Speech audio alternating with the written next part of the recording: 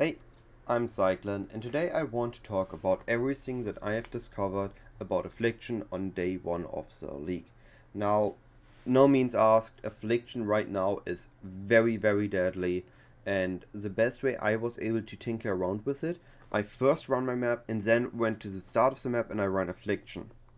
Now, there is already a hotfix out, or a patch out, that nerfs the buff on affliction affected enemies, so they are a bit slower on their attacks, they are doing a bit less damage. I haven't been playing yet, I just started my day with the recording, so we will have to see how much weaker those are, and if it's now doable to do first your affliction, then the map. But if you want to tinker around with affliction, and it's still too strong, what I can recommend, just do it after the map. You're not going to get any in-map buff for your loot, but you're going to be able to find the Affliction NPCs, progress your Affliction Ascendancy, and do some encounters. Now, as for the Affliction itself, I find it very interesting, and it feels very Delph-like, to the point where I asked the question yesterday if this is their replacement for Delph, because there are encounters in Affliction that are league mechanics. So I saw an encounter that was ritual, that just he drops a ritual vessel, so it's ritual related. I had an encounter that spawned a beyond boss, so it's beyond related. I had an encounter that dropped harvest juice, so it's harvest related. And I think there are different stages of encounters, and the middle stages of the encounters are league mechanic related. I might have not found everything yet, but I haven't been doing that much. But now for basically affliction and how it can work and how you can get your affliction and try to have it a little bit easier. So I would say first thing the ascendancies. To get your affliction ascendancies unlocked, there are 4 stages. The first one is finding the correct NPC. You can swap your affliction ascendancy on every NPC, but you can only unlock further passive points on the ascendancy, as well as getting into it the first time only with the right NPC.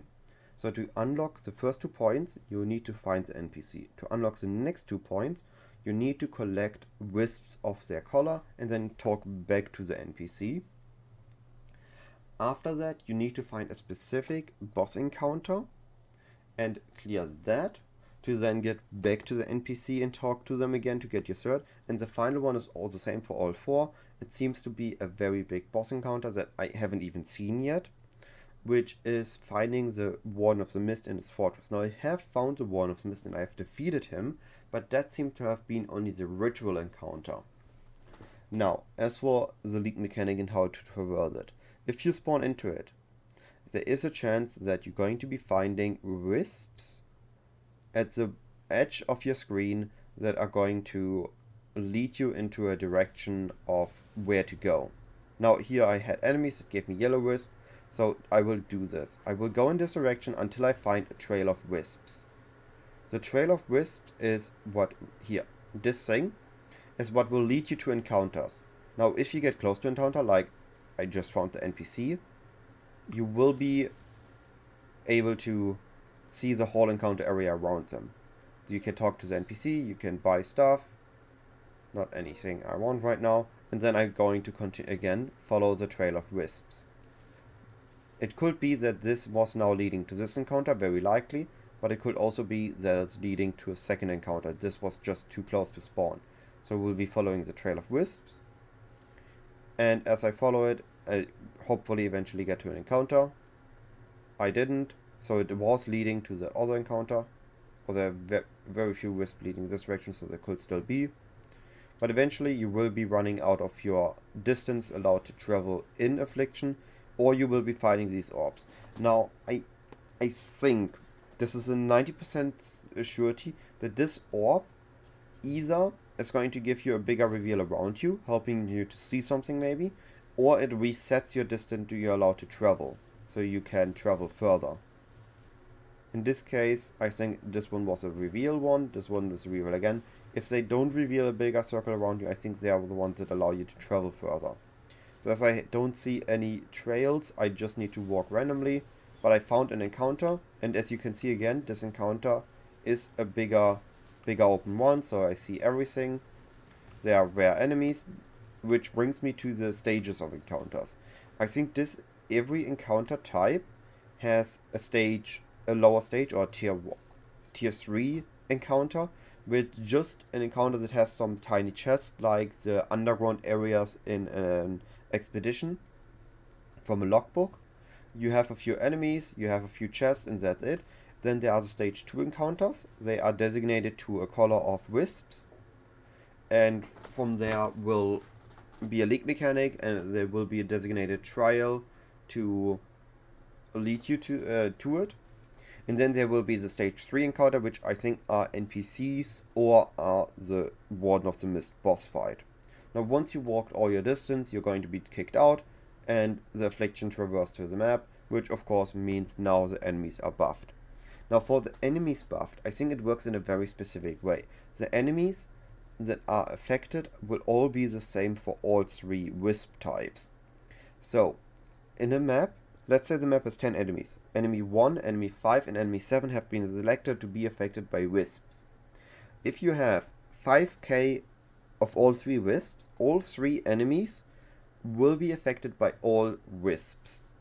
But if you only have like 5 Wisps of one and 10 Wisps of the next one, or 1k of one and 2k of the next one, it's first going to try to affect the first enemy.